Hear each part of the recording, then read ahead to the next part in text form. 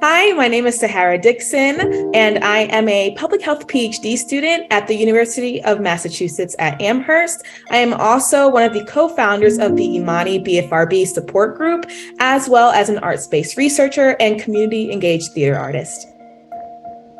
So I first recognized that I had a BFRB when I was around the age of 10 years old.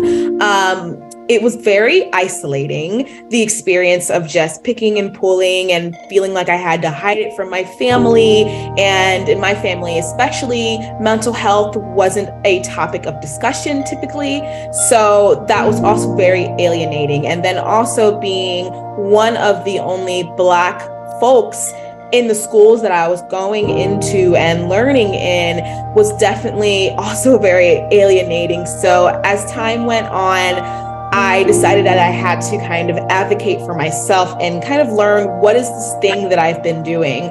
As time went on and I had more access and privilege to the internet, I was able to find out about TLC, find out about all these different things, what a BFRB was, that it was an actual disorder, that trichotillomania was a thing that people can get help for.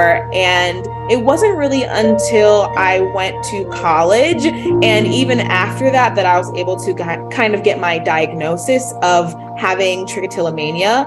Once I did get that diagnosis, it opened up a world of opportunity for me.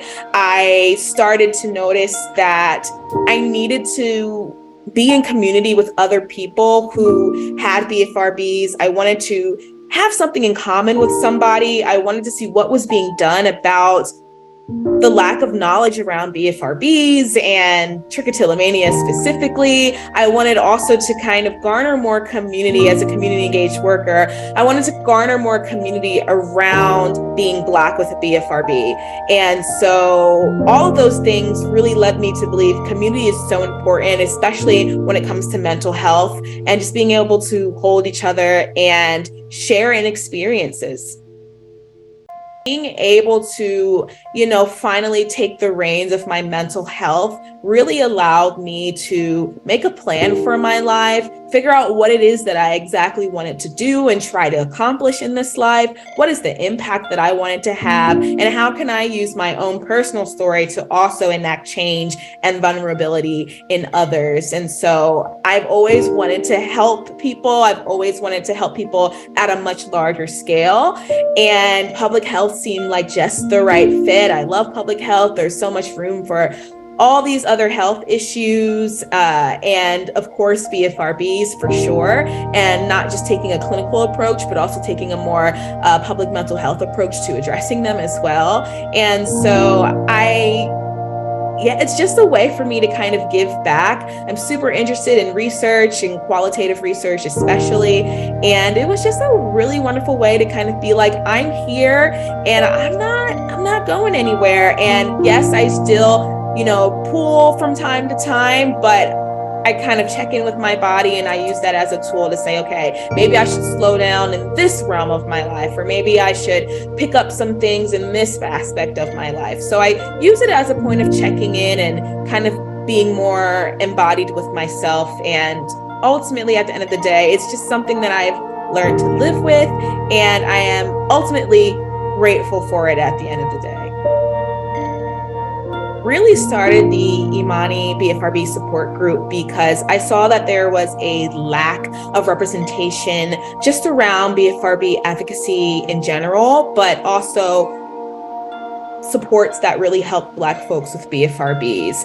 And as a public health professional and student, I really saw what I was afraid of being perpetuated in that other people were telling our stories essentially. And so I really wanted to kind of fall into this idea of no one size fits all approach to public health education, and mental health education more generally, and that we have the power to not only own and tell our stories, but we have the power to then use those stories to tell people in leadership, in policy, in these ivory towers, hey, these are the things that we are experiencing. These are real and validating for us. And we are telling you as your constituents that these are things that we really want to see changed. And so the support group is definitely a place for us to kind of come together and be in community and hold each other and check in for sure. But we also have done things